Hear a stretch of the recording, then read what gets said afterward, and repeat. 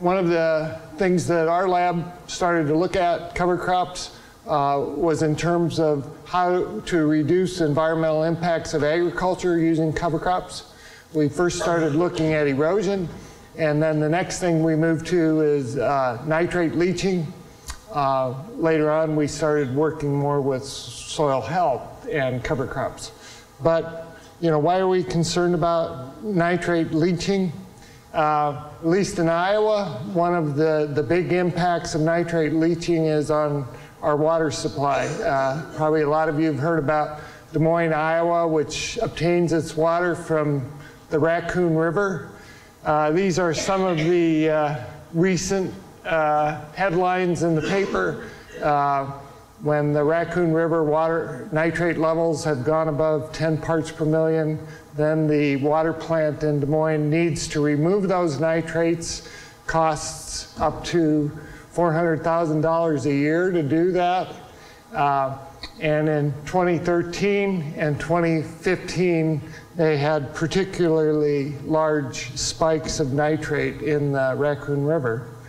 And this is just a graph of Raccoon River nitrate levels.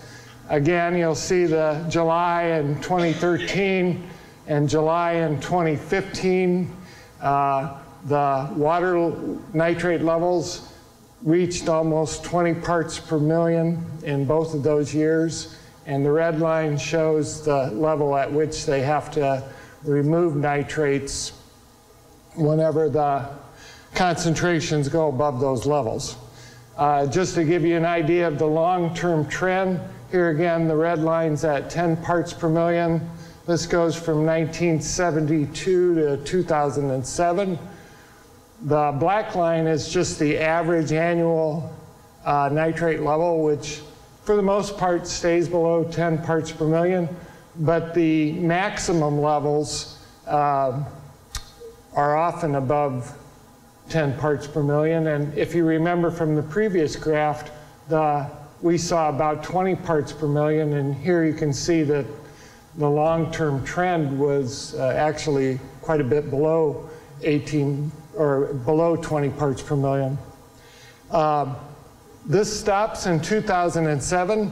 We had a period from 2007 till about 2012 where nitrate levels in the Raccoon River actually decreased. But I'll talk about that, you know, in some of the other data. And as we saw in 2013 and 2015, they popped back up again.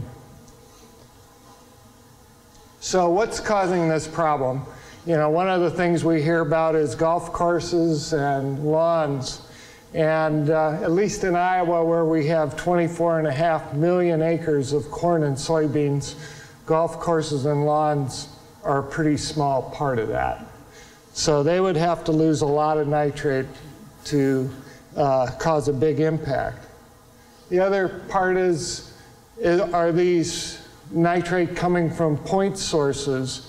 And there's been studies done that show that, yeah, about 10% of the nitrate we have in our rivers come from point sources like sewage treatment plants or packing houses or industry, but mostly it's farmland again. So in kind of response to these nitrate levels in the rivers and the concern about treating water, the Iowa Soybean Association started a program, and I don't remember exactly what year it was, but it was in the early 2000s that they started monitoring tile lines from volunteer farmers or farmers that said, yeah, I want, you know, to have my tile lines monitored. And this is some results from 2014. You remember from that first graph, 2014 wasn't particularly a high nitrate concentration year. So these dots represent individual farms, individual tile lines, and at different times of the year, especially during the summer, a lot of those dots are well above 20 parts per million, which is the red line here, and then the green line here is the drinking water standard.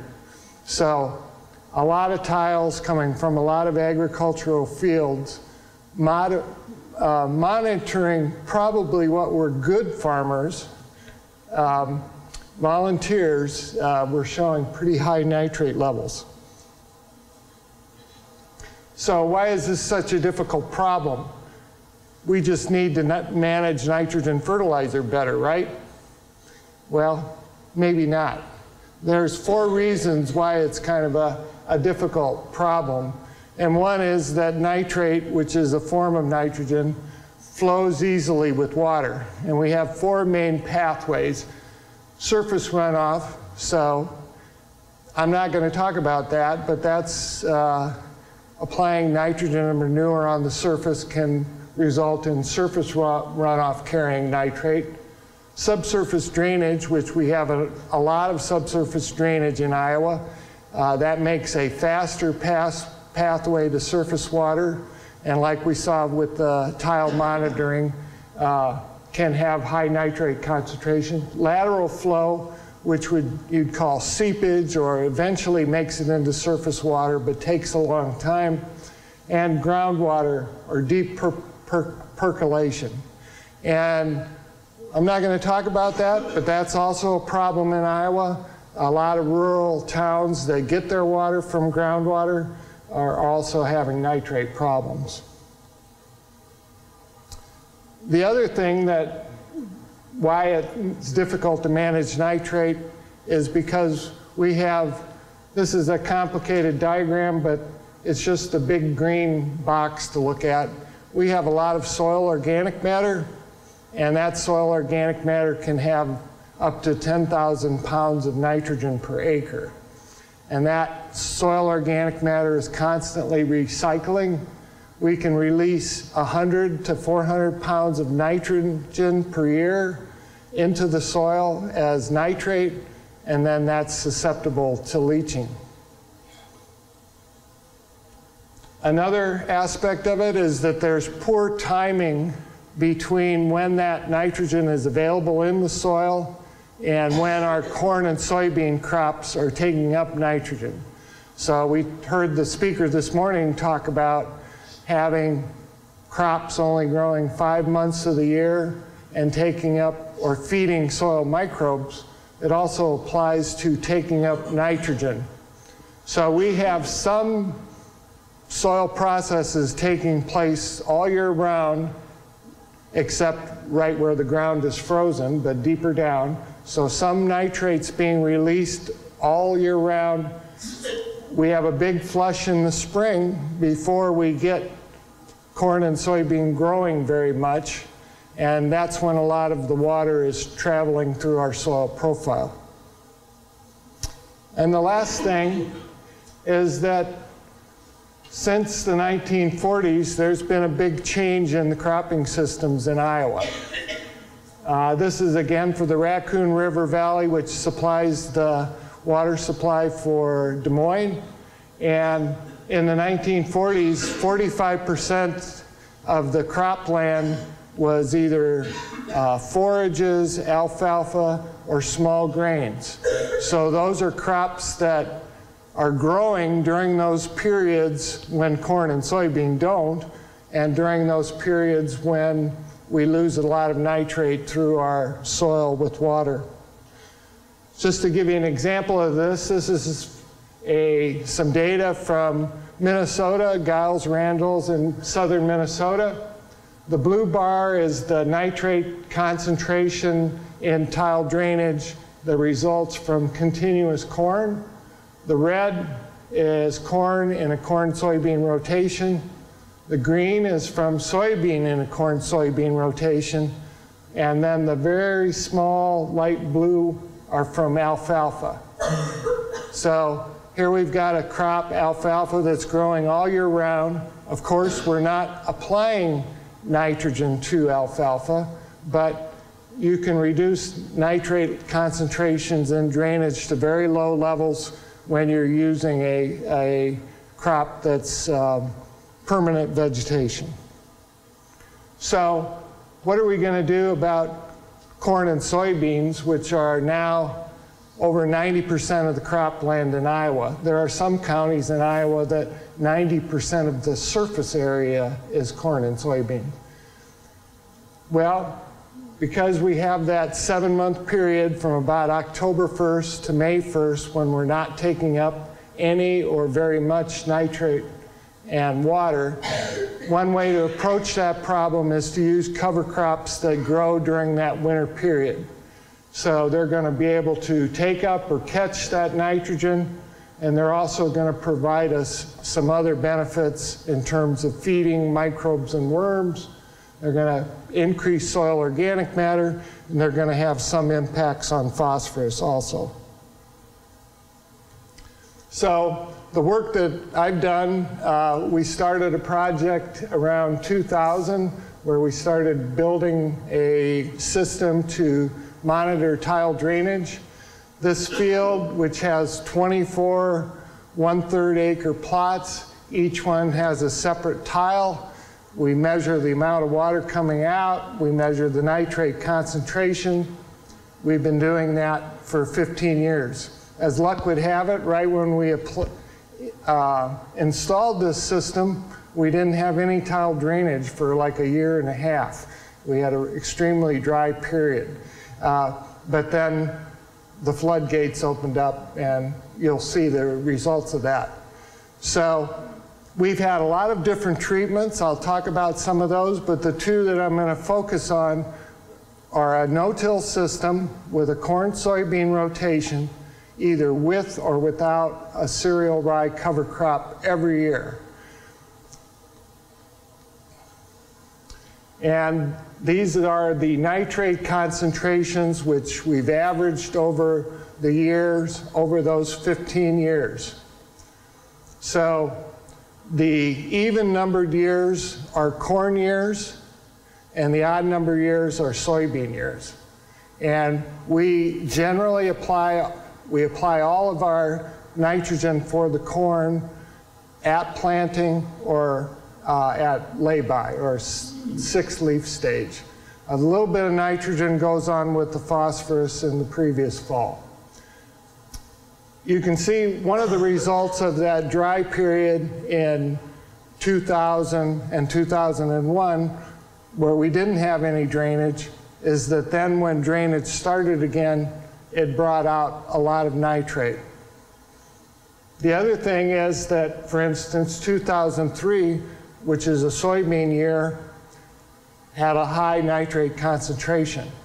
And even though that there wasn't any nitrate applied or any nitrogen fertilizer applied in 2003. Part of that is a lag from the corn year. It takes a long time for the nitrogen to move to the tiles, and part of it is that we're losing soil organic matter, nitrogen, every year. You'll see kind of a dip there in 2009, 2010, 2011. From 2007, 2008, 2009, 2010 were the 4 consecutive wettest years in the record, our climate records. 2008 was the 2nd wettest year. 2010 was the 3rd wettest year. And one reason we had a decrease in nitrate concentrations is dilution, and also because we flushed any nitrogen that was in the soil out. Eventually it started to build back up again. 2015 and 16 were also wet years, but we ended up still losing a lot of nitrogen because even though concentrations were low, we had a lot of water moving through the system. So in each of those years, the red bars are where we've had a rye cover crop. The blue bars are where we had no-till without a cover crop. And over the 15 years, we had a 59% reduction in nitrate concentration. I'll talk about load, or the total amount of nitrogen, a little bit later. So every year, consistently, the cereal rye cover crop reduced nitrate concentration, and in most of the years, except for one, it was below 10 parts per million. You know, one of the things is, well, you know, what about nitrogen fertilizer management? This is a period, well, we did this for about 4 or 5 years. Actually, we're continuing where we haven't applied any nitrogen at all to some of our plots. And we're comparing that to the blue, which is no-till without a cover crop, versus whatever color that is on the bottom, no-till with a cover crop. So the red line is the nitrate concentration in 2014 without any fertilizer applied for 2 years.